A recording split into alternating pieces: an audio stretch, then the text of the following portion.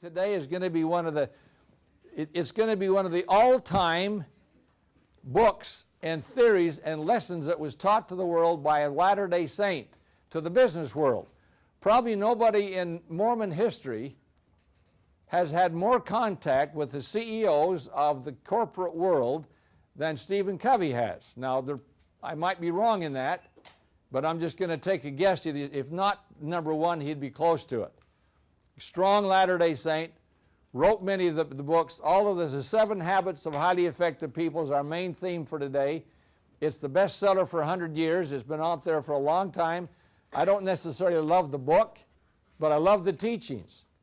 Love the teachings. The principles work. The principles are life-changing. They really are phenomenal, true life experiences and habits that all highly effective leaders and people possess. Now, that's an interesting statement. We'll talk about that in a minute. What is a habit? Before we get into it, what is a habit? Any daring soul, academic genius. What is a habit? Ben, try it. Something you do consistently. Okay, good. Something you do consistently. Good. Anybody want to add to that? Routine. Good. Automatically, you do certain things that become a habit. That's really it, isn't it? Things that we do automatically without having to think about become habits. Some of us have bad habits. Some of us used to have word of wisdom habits. Some of us have other sleeping in habits. Automatically you do it. Don't anybody smile, okay? These are habits that we have sometimes that we think we got to have sometime. We're going to talk today about 7 habits that Brother Covey, in all of his research and study, discovered that all, and that's the great word. I want you to ponder it. Make sure that's in your notes in your mind, because you're going to say to yourself when you get through today, some of these I don't possess. Does that make sense? Some of these 7 habits, I'll be willing to bet that very few of you in this room will feel really confident with all 7 of these habits. And so if you come to this class with that expectation to say, number one, you've heard this before. I'm going to give you nothing new today. Every one of you have sometime in your life heard most of the catchwords that will go with these. So this is not going to be necessarily new material, but I think we can present it in a way that it will be encouraging to us, that we too can learn how to adapt and make these 7 habits our habits. Because Brother Covey's convincing in his argument that all highly effective people possess them. Now, if that's the case, knowing that you really want to become highly effective people, then you should say, tell me what they are and give me some hints about those that I don't possess. How can I acquire them? Because if they have them and I need them, I want to know what they are and how to get them. Okay? Any problems so far? We okay? Then let's talk about them a minute. He breaks them into really 3 categories, 2 of which we're going to really focus on for a few minutes each today. The private habits, to acquire the habits that will help us have a private victory, he calls it. Everyone, he says, is entitled to, in the daytime, every day of your life, to have a private victory.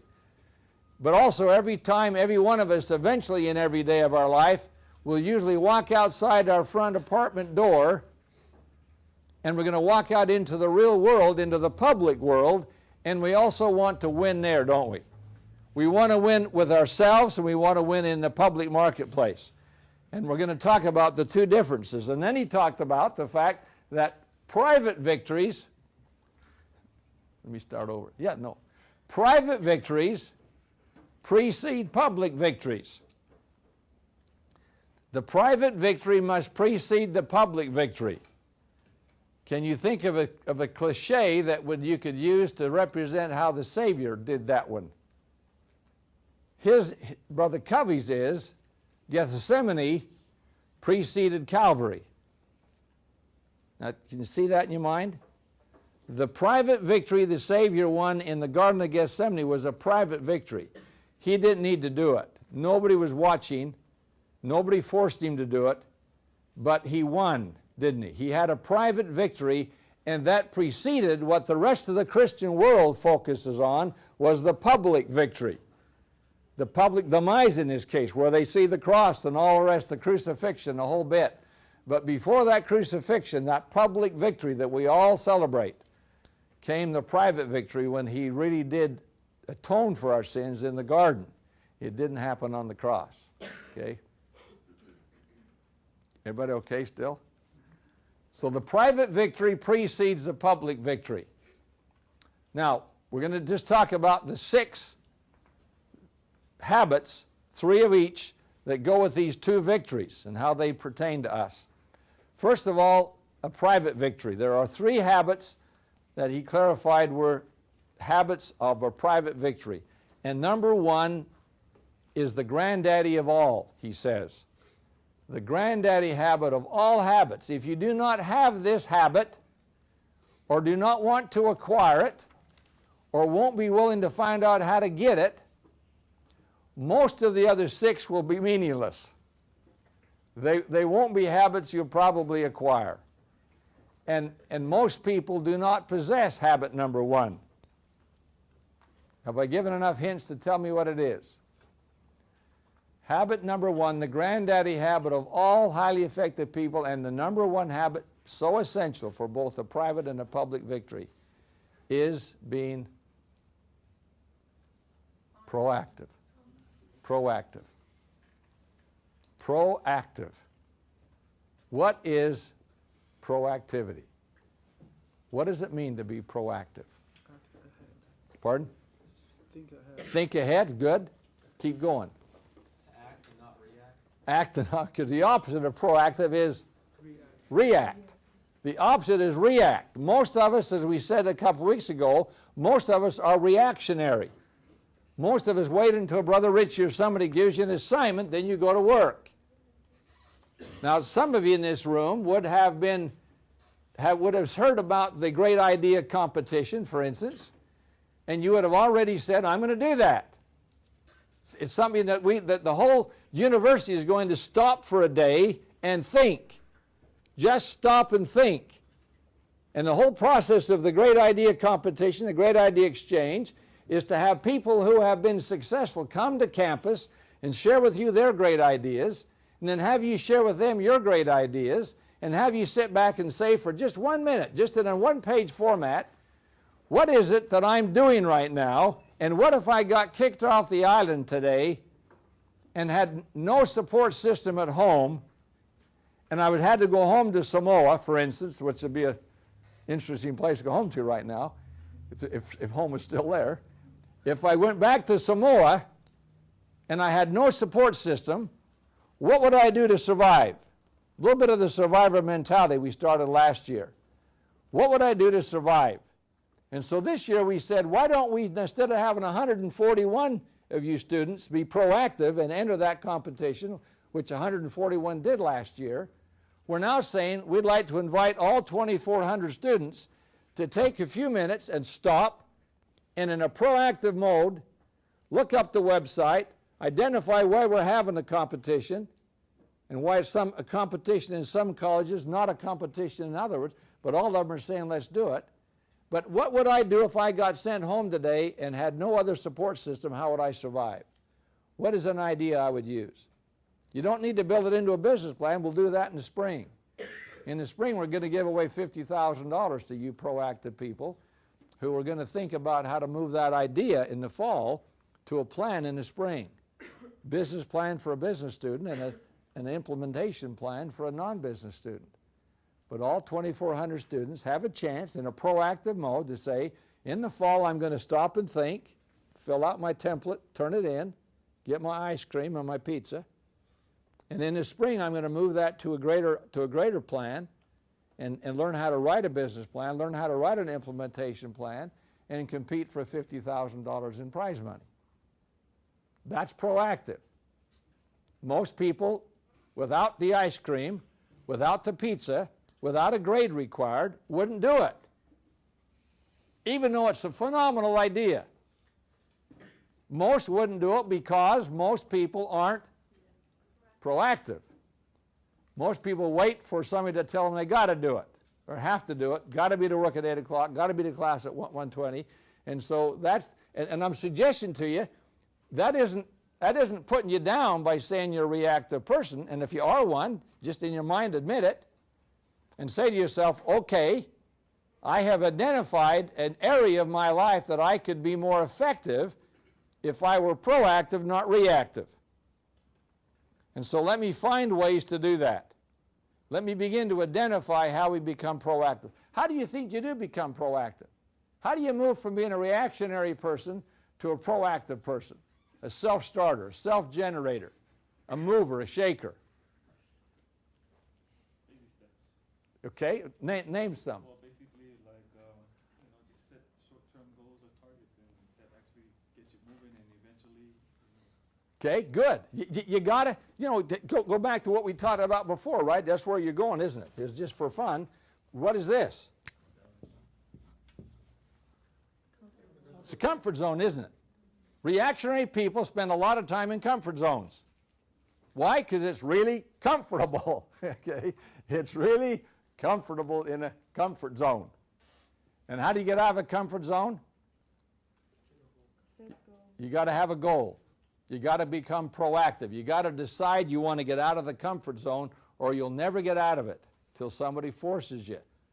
Then you'll react to somebody else. But to move that ball on your own initiative and move out of your comfort zone, get away from the TV set, away from the pornography, whatever else is plaguing your life, to go out and become really positive and making the world churn under your own power is an habit that must become automatic. You must decide. You don't need to stop and set goals every time you identify a comfort zone. You begin to do it how? Starts with A.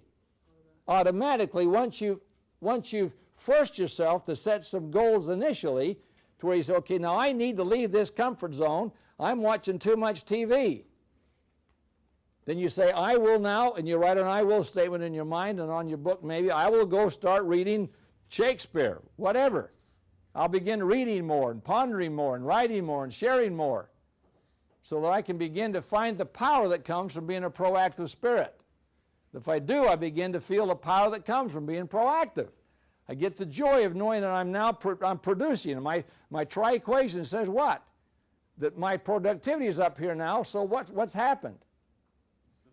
I love life, I got high self-esteem, and I'm taking control of those 1,020 minutes in a proactive way. When I do that, I'm in control, I love life, I'm producing, people want to be around me, they like the excitement they feel when they're there. Life is a grand place to be when you're around positive people, proactive people, who aren't necessarily focused only on themselves. You can ruin it by saying, getting the eye problem, but are you with me?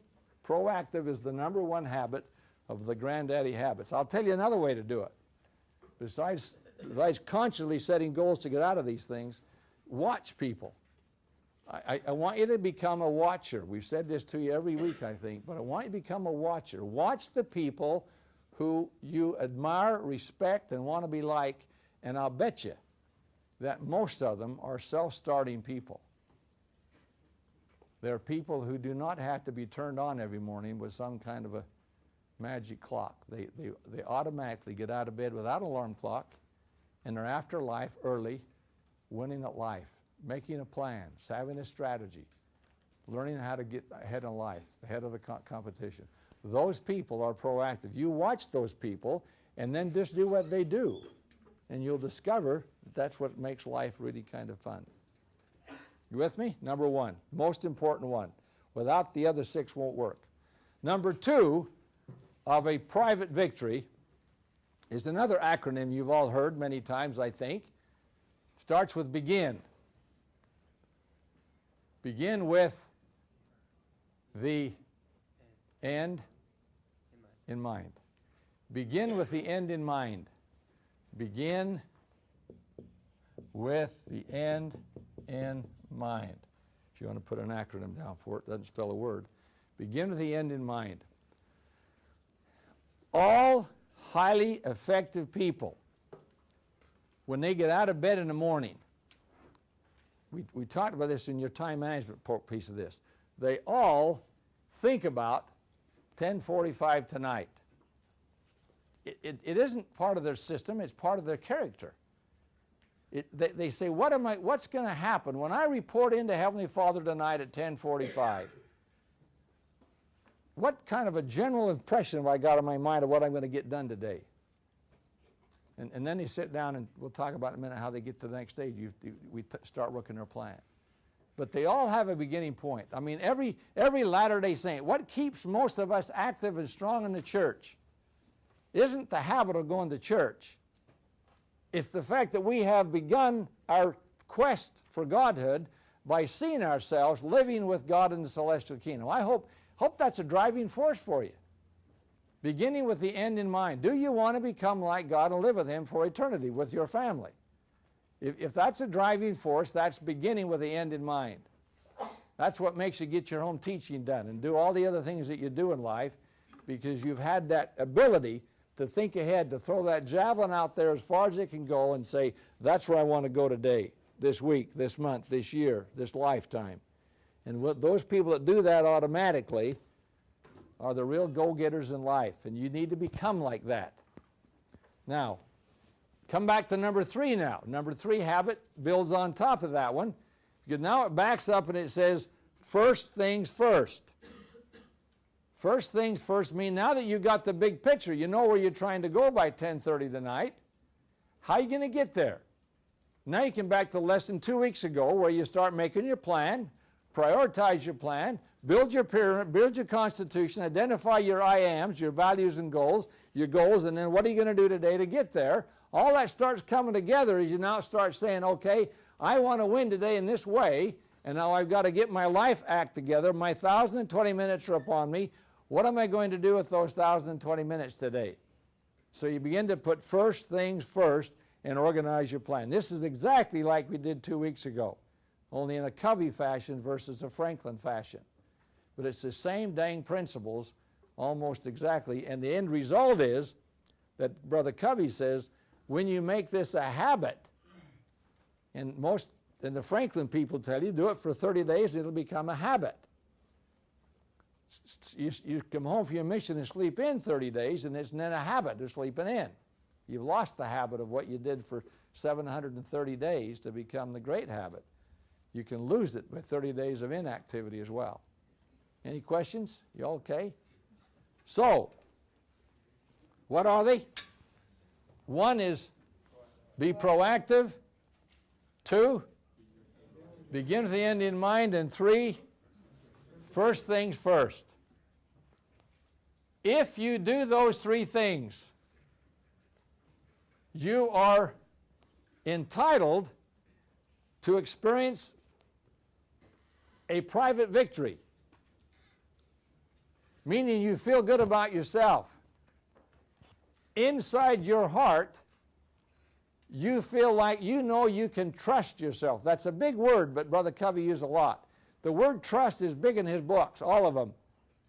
If you can't trust yourself to get out of bed and be proactive, begin by having a major big goal to plan and then start working at it one step at a time. If you can't do that automatically, you will always be working for the other guy. And there's nothing wrong with that, except the Lord needs to have the majority of you House of Israel people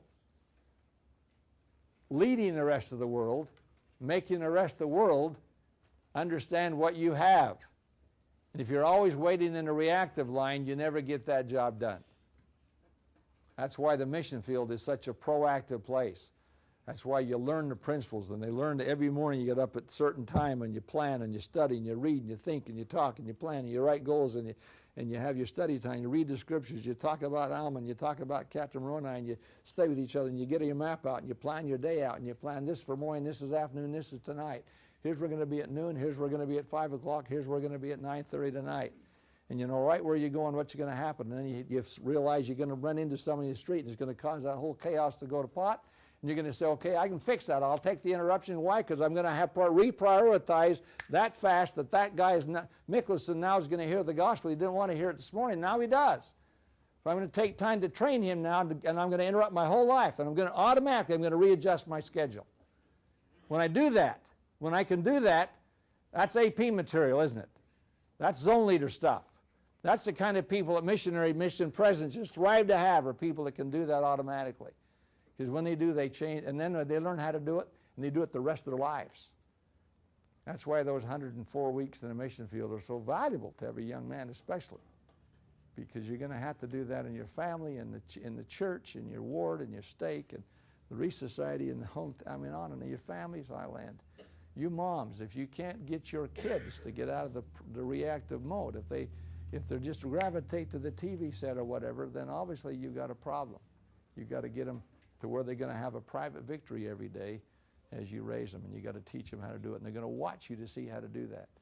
And if you can't do it, they'll never do it. Okay? Anybody mad? Don't get mad, okay? Just get even. Okay? Private victory. Private victory. That's what it is, those 3 habits. Now, once, and I'll just use the missionary example again, once 9:30 arrives, by the way, where's Chris today? He's not here, is he? Pardon? He is playing soccer. That's right. Okay. Once we have reached the point when we can automatically, every day, missionary lingo, at 9:30 in the morning, walk out the door having spent the last 3 hours in a proactive, organized, powerful way, beginning with the end in mind, having first things first planning. Now we open that front door with our white shirt and tie on, and we say, world, here we come. Here we come. We're now going to prepare to go out and say we're going to have a public victory today. We're going to win in the morning. We're going to win in the afternoon. We're going to win tonight. We are going to go out and gain the trust of this city to the point that everyone in there will line up to have us teach them the gospel. That's the proactive attitude of home run missionaries.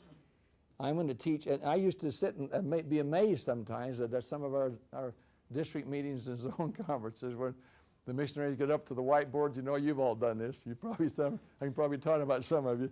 You're up the board, and the president's got the board. All your zones are listed on the board, and the APs are talking to you. And they say, "Come up and tell us how many discussions you're going to teach this week, and how many baptisms you're going to have this month." And we know that your area hasn't baptized a person in 4 years. You go to the board in a very optimistic, proactive way. You write down 12 this month. I'm going to have 12 baptisms. I know it, President. I can do it. And you know they're not going to have that. But boy, you're so proud of the fact that they believe they can. They're going to give everything they got to go do it. You got to be realistic, okay? But I'd rather have an optimist bending the rules and putting 1,000 on the board than I would want to go up and say, I don't know, President. I don't think there's anybody out there to baptize. It's pretty slow this month. Can't find anybody. Nobody wants to hear my message. And guess what? They never will. You'll never find a soul. But I just love the attitude that comes when people that learn that. Well, 9:30 comes and you say, okay, we've just knelt down on our knees. We're now walk out the door and we say, Heavenly Father, here we come. Minneapolis, we're after you. We're coming to see you. And they walk out the door with this plan in their pocket, knowing where they're going to go, lively step, smile on their face, people skills flowing out from all over the place, and they're going out to earn the fact they're going to earn the trust of those people. And there's 3 habits they got to have to make that happen. 3 habits are key to it. Number 1 habit of a public victory. I'm going to give you an abbreviated version and give you a longer one. It's empathetic listening. Empathetic listening. And let me give you the long definition, Covey's definition, and then we'll come back to it. First, seek to understand. Then seek to be understood. Let me say it again. First, seek to understand. Then seek to be understood. Or empathetic listening, meaning that you listen with your heart, that you listen to what people are trying to say to you.